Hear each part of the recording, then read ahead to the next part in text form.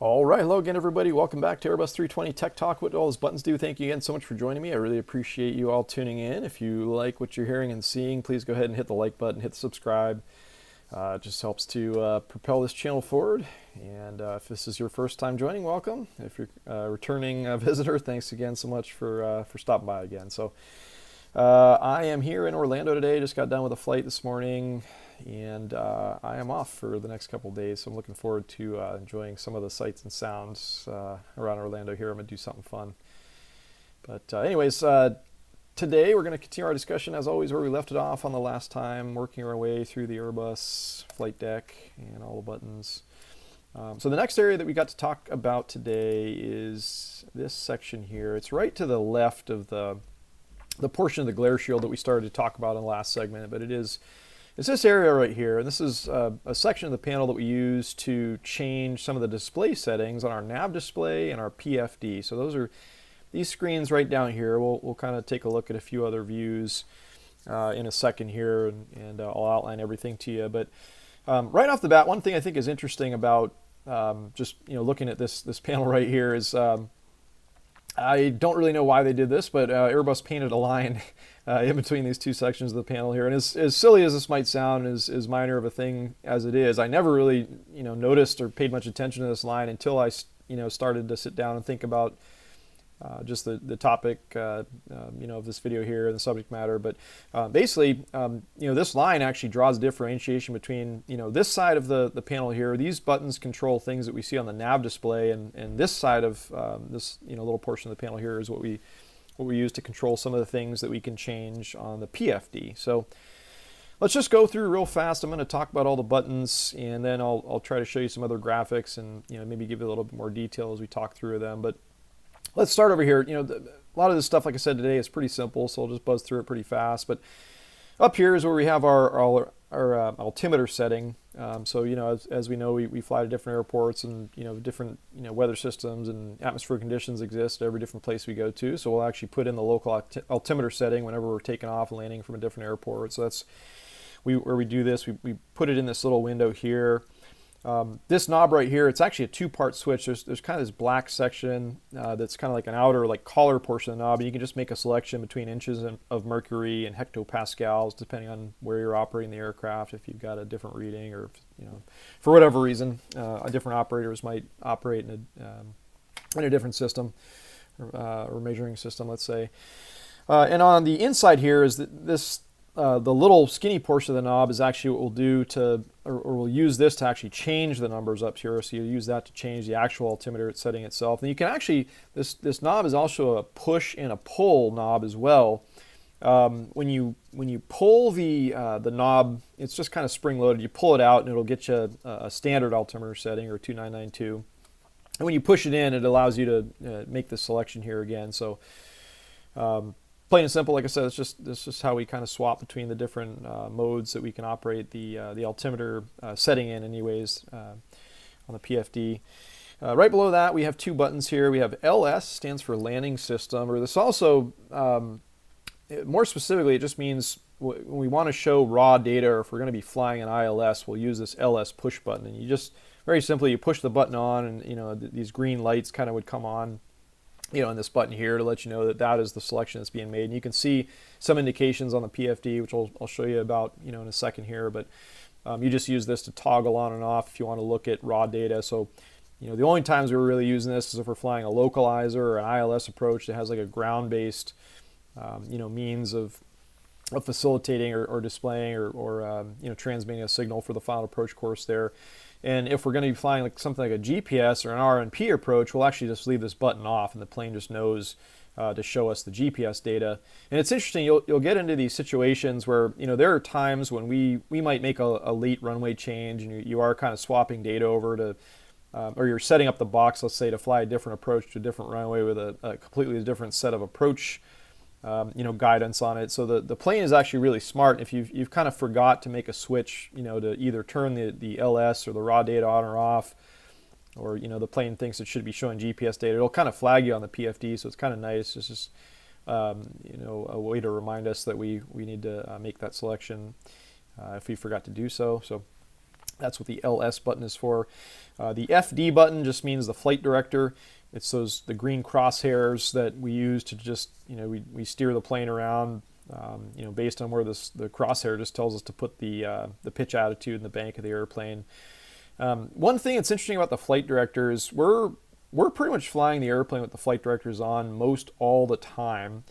There are some circumstances, though, where you're flying a visual approach, and this is kind of, once again, one of those complex topics we could spend a lot of time on. But you have these instances where, you're trying to conduct a visual approach, and so you're kind of breaking away from, the programming of what the plane thinks you're trying to do. And so you get in these situations where the flight director can kind of mislead you, just for various, number of reasons, or situations where you might get yourself into this type of situation. But we're kind of coached and teached that if we're not using the flight directors, we just turn them off, because the plane will start to do kind of funny things if it thinks it's supposed to be in a different mode, and we're just concentrating, looking outside, trying to get the plane onto the runway kind of thing. And you'll have these moments of confusion where, like I said, sometimes the flight director will just add an extra element, to the situation that you don't necessarily want to have to deal with. So, like I said, a whole nother long discussion could be had on just that topic alone. But just if you're curious about when the flight directors are used versus not, honestly, a lot of the days, they just stay on for the entire duration of the flight. But it's, some more rare circumstances, let's say, or let's say it's, kind of the pilot preference. If you want to turn them off and you just want to go completely visual and do everything manually, you would turn the flight directors off in that instance. So the left side here, like I said, these buttons here control what we see on the nav display. So just right along the top here, these are different data points that we can display on that nav display. Now, the interesting thing about this is we can only make one selection at a time. And I think the reason why they did that is to prevent the screens from becoming, very cluttered. Because if you started to stack all this, kind of data on top of each other, you would have kind of a hard time reading, what the actual symbols and letterings are, depending on the scale that you're ranged at and all this kind of stuff. So you can only make one selection at a time, but just very simply right off the top, ARPT just stands for airports, NDB stands for non-directional beacons, VORD, so it's VOR DMEs, waypoints, WPT, and CSTR means constraints. And one other thing I could tell you about this panel, or these buttons anyways, is most of the time we're only using the airport and the constraint feature. It's just kind of the way it works out.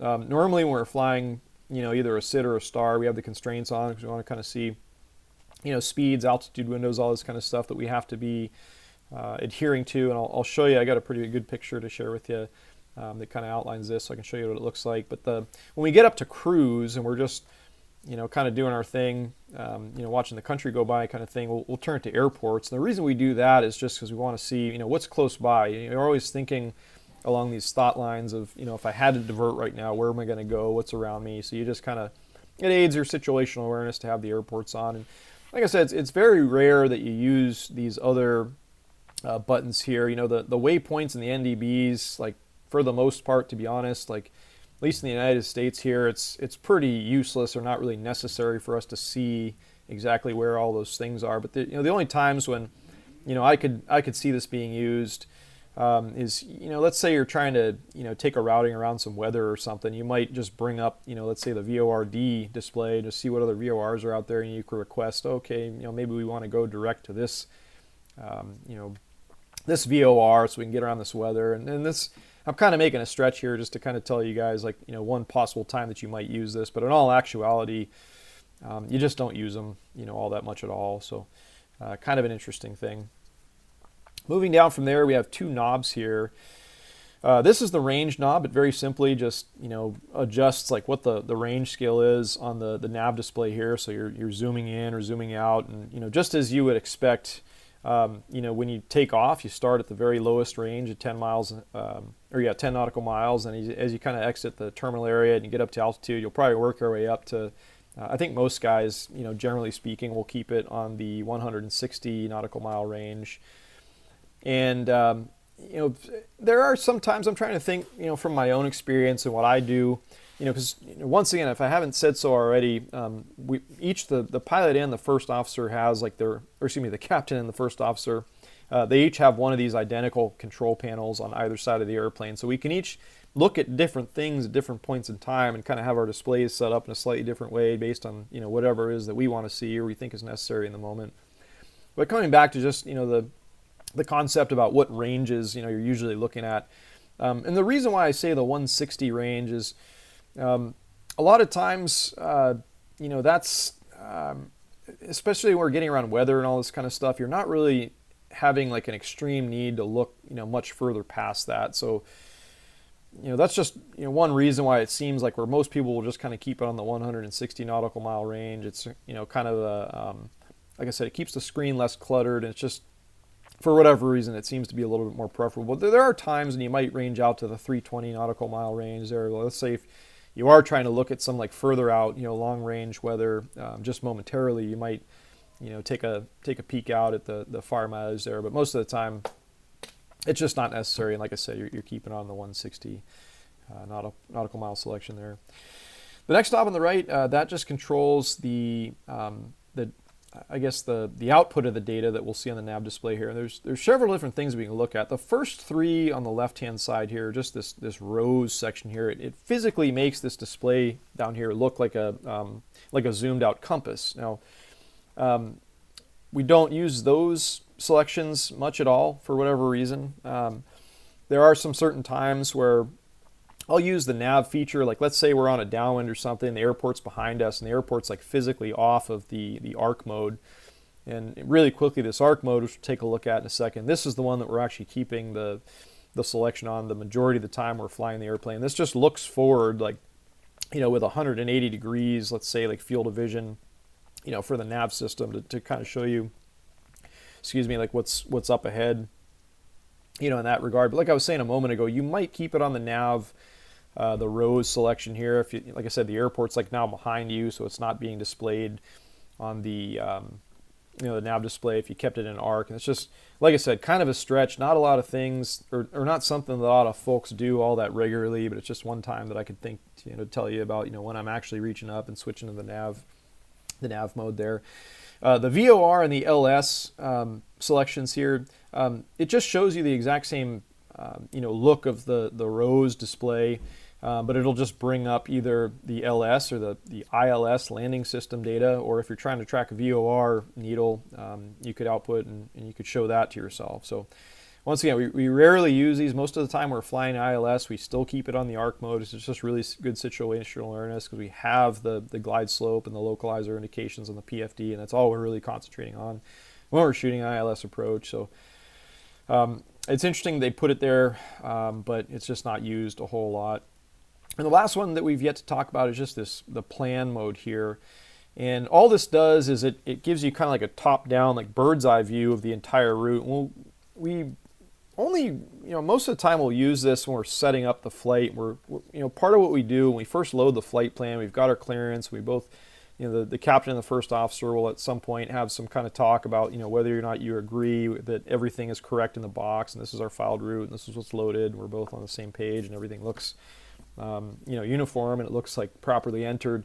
You'll use this plan mode, and you can actually step through every point in the flight plan, and we'll actually go, down our release or down the clearance paperwork we have and just verify that every point that we are intending to fly over is indeed, loaded into the box. And that's just something you can do when you go over to that plan view there. You can, just easily step through and kind of see, where the routing of the flight is going to take you. So. And then these, the last two little switches down here, these are 3-position switches. You have an ADF, an off, and a VOR, and then you have a number 1 and a number 2 side.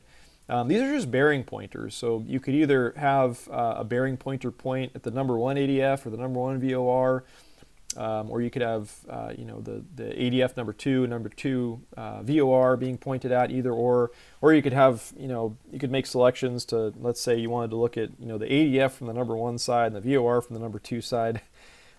It's possible. Just kind of situational awareness with this kind of stuff.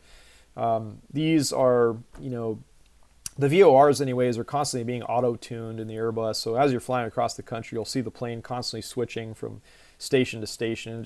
It's one extra way that it goes into deriving. It's constantly updating and looking at, you know, nav accuracy and where exactly it is. And of course, you guys probably know we have GPS, we have inertial reference, we have those kind of stuff. But those VORs are still being tuned kind of underneath the hood as we fly across the country. So you'll see this bearing pointer, you know, kind of swinging around at various points in time if you keep them on.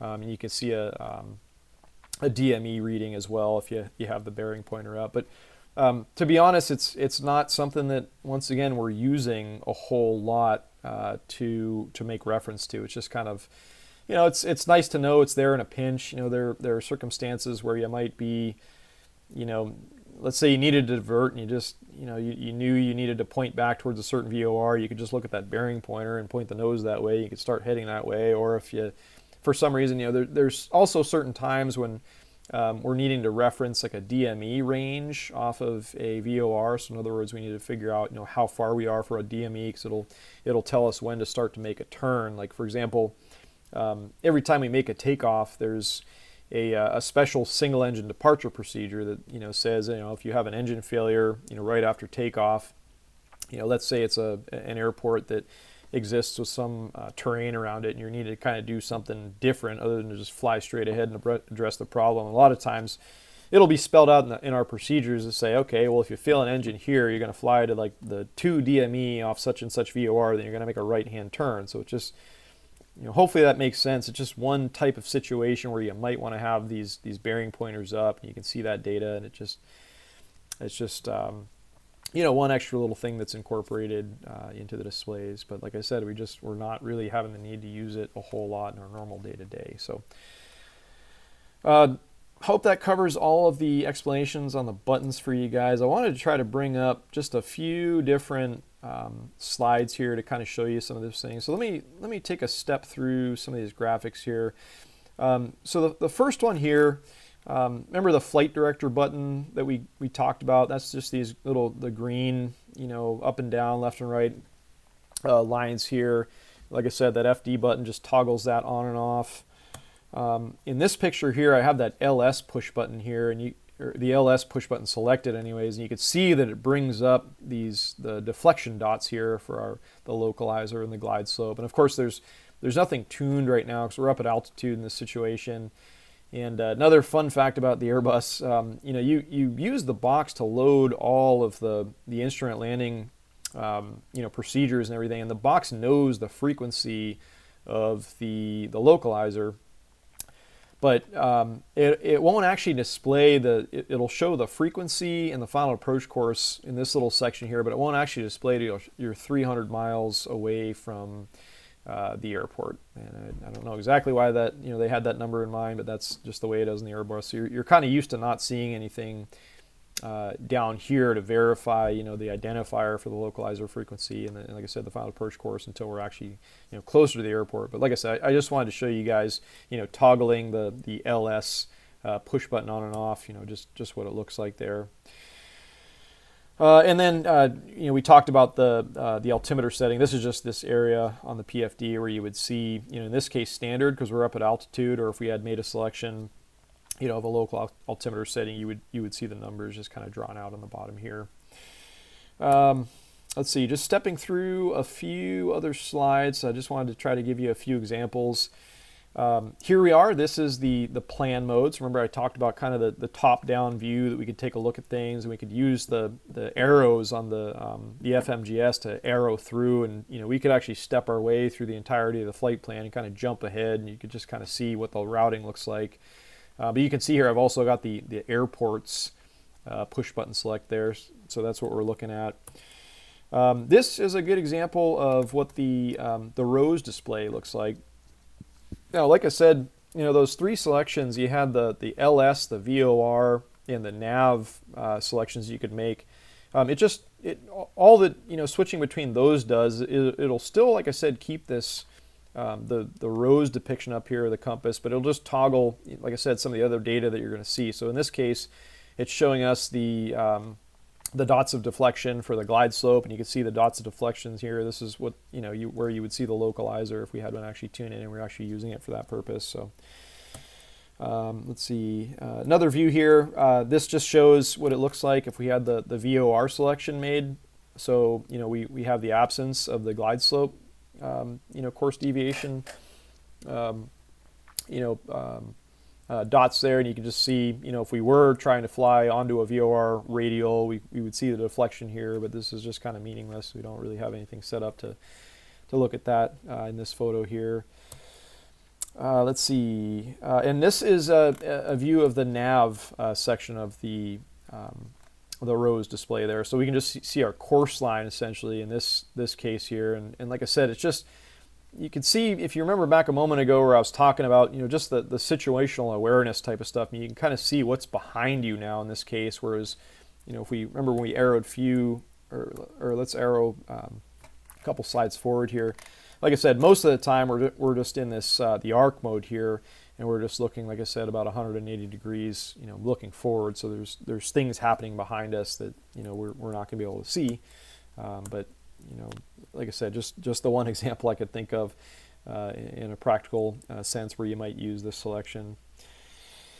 And I think that's pretty much all of the slides that I wanted to show you guys, and all the data points that I could think to talk about. So let me just, there's actually one more that I wanted to show you guys, and that's the constraints selection there that we talked about. So anytime you're flying, the modern procedures, most airspace systems around the world, I mean, you fly into and out of airports, and things are becoming progressively more and more scripted in the sense that, they just kind of map everything down from, when you leave your cruising altitude and you descend all the way down to the final approach course. They've got these windows of altitudes and speeds they want you to cross, various points at. So here we are, we're about to start a descent to go into Los Angeles, and this is coming in on the Ironman arrival. So you can just see the constraints displayed here.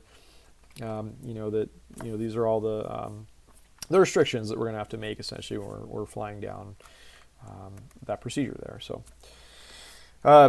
hope that all makes sense to you guys. If you have questions, please go ahead and leave them down in the comment section, and I'll do my best to address them. And with that being said, I've got two questions that I'm going to field this time. So first question comes in from a very loyal viewer, so thank you again, Abby, for continuing to tune in.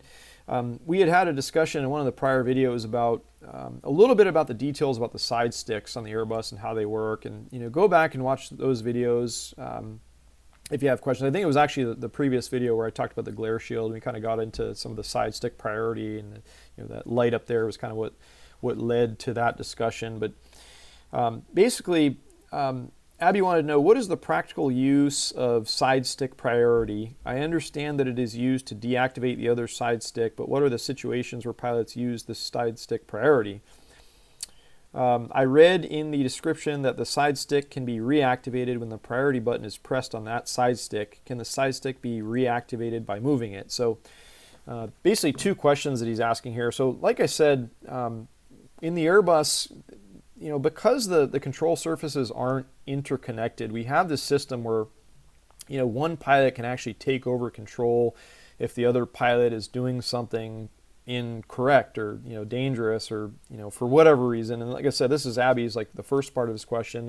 And, there's really a couple circumstances that I could think of where you would actually need to use the side stick priority feature. And like, number one, it might be pretty rare, but I suppose it is possible. Let's say one of the pilots was incapacitated somehow, and let's say they fell over and they were like slumped onto the side stick, and they were like, inadvertently, of course, like just with their body weight, maybe making a movement of the side stick. I mean, this is like one extreme circumstance that I could think to tell you guys about, like a time when the other pilot might need to use this feature. But the other one that's probably more relevant and more likely, and has been seen and used, like in many instances, are these times, like I said, where one pilot for whatever reason is just completely doing the wrong things with the controls. And like I said, a great example, if you go back and you study the Air France 447 disaster, the first officer in that case was just very confused about the flying state of the aircraft, so he was physically making an incorrect movement. The other pilot in the other seat, he registered that, the wrong things were happening, and he was actually trying to make the right movements on his control stick. And like I said, the extreme confusion that was going on, just led to the very sad end of their story. So that's one instance. If you remember, also there was an AirAsia Airbus 320 that crashed a few years back, and it was kind of a similar thing where they got into a high altitude upset of some sort, and I believe they were either at a stall or close to a stall. And the first officer, once again, was just so bewildered, and he was, kind of like deer in the headlights kind of look, and he had seized up, and he was, and you go back and you look at the flight data, I mean, he was actually holding the side stick back for like 2.5 or 3 minutes, just trying to, like, improperly anyways, like, get this airplane out of a stall. The captain, same kind of thing. He realized what was going on. He was trying to salvage the day, and he just, for whatever reason, the elements overcame them, and he wasn't able to regain, aerodynamic control, let's say, of the airplane. They unfortunately, met a very, very sad ending as well. But, there you have two instances of times, like I said, where, one person is physically doing the complete wrong things. The other person has to have a means of jumping in and hopefully salvaging the day, and hopefully, righting the situation. And those are two, like, very extreme cases. But, other times I could think, is, just maybe less extreme situations where, if one pilot is, becomes disoriented, and, it might be a small correction that's need to be made, but, or maybe the captain sees something that the other person doesn't see, or vice versa. Maybe it's just a small thing, like, they're trying to, maybe the captain sees traffic or something. He needs to make a fast movement, with the controls to avoid hitting the traffic. It's just a way that, like, without even having a discussion, he could just take over in an instant, and just fly the airplane, steer it to where it needs to go, and right the situation and get things rectified. So, like I said, maybe kind of a stretch on that one, but I hope that all makes sense to you, Abby. And the second part of his question, it had to do with, if those two big red buttons on the Airbus side stick, if you press them and hold them for 40 seconds, it'll actually completely deactivate the other pilot's side stick. And Abby had the question, can that side stick be reactivated by only moving it? And it's a good question. And it makes a lot of sense why they designed it the way they did, but the answer to that is no. And if you think about, why you would not want to have that, that be a possibility, let's say, is let's assume that situation where maybe the captain was, like, incapacitated and he's fell over onto his stick, or the same thing, the deer in the headlights kind of thing. The guy was just so bewildered that, for 3 minutes he was holding the stick in the full back position. You just wouldn't want to, I suppose, like, or make it less likely, let's say, that the person is going to inadvertently, in those situations, reactivate their stick and start doing something wrong with the controls. So, to wrap it all up, you've actually got to press the red button again to get the stick to kind of come alive and be able to do something again for you. So, good questions. I hope that all makes sense to you, Abby. And then the last question I had today is from another viewer, and that is from Leonidas. So thank you so much, Leonidas, for continuing to tune in. I know I've seen you leave a few comments here and there. So thanks again for watching. But once again, I had another video that I filmed, and we were talking about the wash basins and the little drainage sink in the Airbus galleys. They actually drain overboard. And there was a story that I talked about where one of the flight attendants had accidentally poured coffee down the lavatory sink, and it drained out the bottom of the airplane, and it kind of caused a little bit of a confusion on part of the ground folks. But anyways, Leonidas has the question: how and when do the drains clear out of the aircraft? So basically, Leonidas, they're actually always draining. So it's not like there's like a flush button or anything like that. They're just always, routing this moisture outside of the airplane. And, there's these drain masts outside where the actual water, will come out of the airplane. And the drain masts are actually heated. So if you think about it, when we go up to altitude, we wouldn't want these things to freeze over and block the lines. So that's one thing I can tell you about them. The other thing I tell you about them is on the ground, it's just gravity that's, feeding this water all the way through the piping of these these lines there, and just allows the the water. Let's say when you go into the laboratory and you wash your hands, gravity just takes that water and just routes it right outside the aircraft. And it's interesting when you're airborne. There's actually a positive pressure that does this job of kind of aiding that process of purging the water out of the system. And it's really interesting. If you guys, next time you're on a flight, go into the laboratory on the ground, you're going to not hear any sound essentially.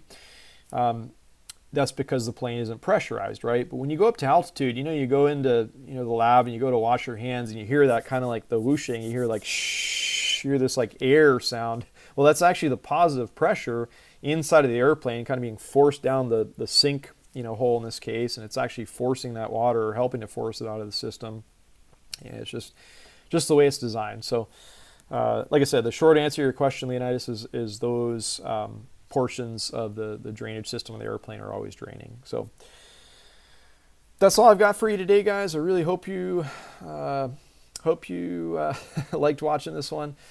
As I said, if anybody else has questions on the Airbus, on becoming a pilot, any of these types of things, I love making these videos and I love talking aviation, and I'm just here to share some knowledge and hopefully motivate a few people out there to chase their dreams. So hope you guys have a great afternoon, and we'll talk to you again real soon.